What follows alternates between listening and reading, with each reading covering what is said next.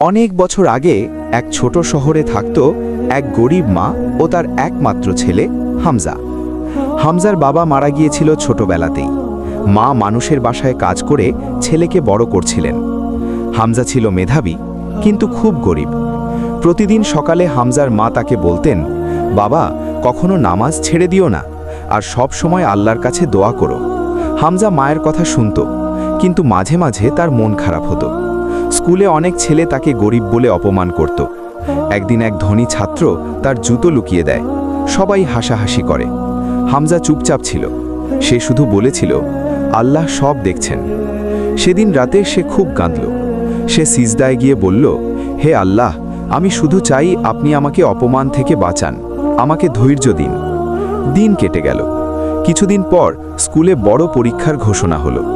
ধনী ছেলেরা private tuition নিল। হামজার কাছে টাকা ছিল না। সে রাতে জেগে জেগে পড়তে লাগল।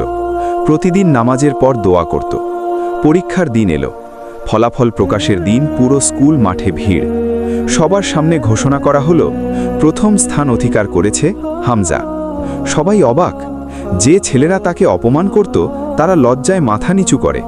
সেই ধনী ছাত্র এসে বলল, আমি ভুল করেছি, আমাকে মাফ করে দাও। হামজা হাসল।